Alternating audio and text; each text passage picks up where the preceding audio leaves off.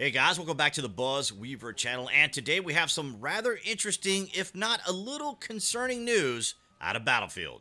From the Battlefield tweet this morning, you've waited patiently to hear from us on what we're doing to address the issues with Battlefield 2042 that you have told us about, and the direction you can expect to see us take in the months ahead. And boy, do they mean months ahead. And it's really extraordinary to think that a game that is just released is that we're waiting months ahead. So we're going to go straight into some of the details here.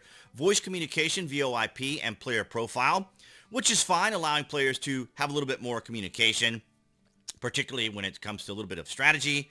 Then we have a tighter squad loop, including a refined ping system. Well, the most important focus for me as it relates to this is that the squad leader select flags. So when I'm with my guildmates and we are together, but there's only 3 of us, we sometimes get some random in our squad and he's the leader and doesn't mark anything. And despite the fact that we often send messages to them in squad or even over in general chat, they still don't respond or mark flags. So we can take it away, of course. We can take leadership from that individual in Battlefield 5.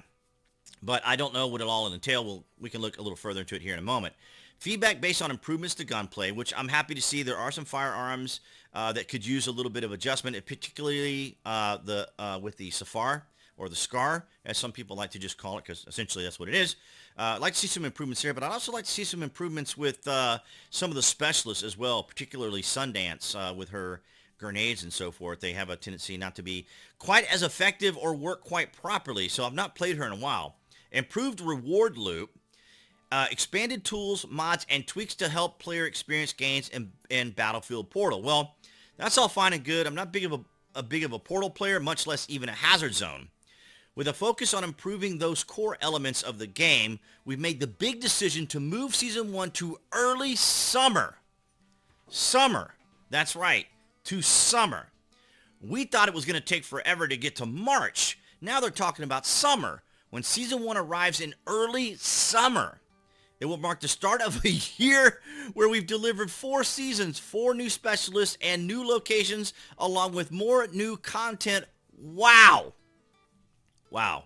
Okay, guys, I like the Battlefield franchise, and I have been very positive about the game and have tried to cover it, well, as best I can, because with these constant changes, it's hard to go into a video and say, like, make a video about certain weapons or specialists and stuff, because we don't know what all is going to change, because a lot of stuff just isn't working the way it should, and there's no telling what's going to change. Now, we've heard a lot about free-to-play, but I think we'll run into a same situation that we've seen with other games where there's, legal issues about providing a free content once a person has made a purchase, that there's an obligation to fulfill that exchange or purchase.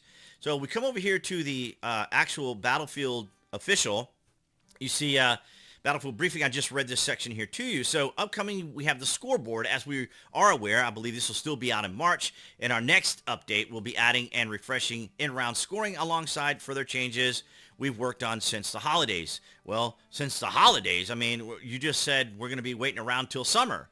And in here towards the bottom, let's see, we have heard your feedback around including 2 tables and separating your own team versus the enemy, and we're working on incorporating that for the release, the KD scoring and end of round reporting. Okay, not the biggest deal to me, really. I'm not really all that focused on it.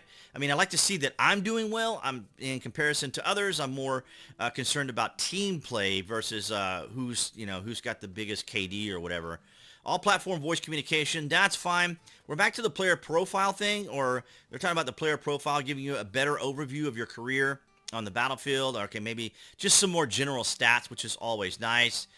For team play, you can expect us to incorporate a clearer, tighter squad loop, a refined ping system, and an improved reward loop for when you and your squad play the objective. Okay, well, still doesn't really go into detail about marking and squad leadership and that sort of thing. So gunplay will continue to receive feedback based improvements too. Well, hopefully that's going to happen. So I have no idea what's going to happen in this next update. I anticipate it being Thursday maybe, along with the new mission. Portal remains an integral part of the game, and will continue to expand its tools, mods, and tweak player experience gains, but nothing about any of the free to play as of yet. A new feedback loop And we'll just get straight into some of the headers here, and that is, well, at the beginning here, we see we've committed to pushing up the quality of the game, both through our updates and how rapidly we will respond to critical issues in the live environment. Well, lately we've been experiencing a lot of crashes,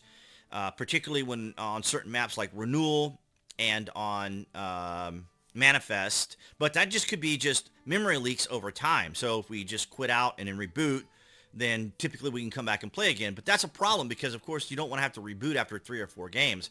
Our team has identified several areas where we're targeting for improvements. This is how we'll be incorporating your feedback going forward.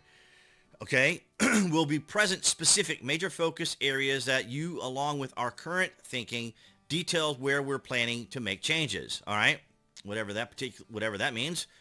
We'll then take the time to observe and listen to the conversation that you go on above both of the area. Okay, later you'll hear from us on topics. Okay, so they're just basically saying they'll maintain some level of communication.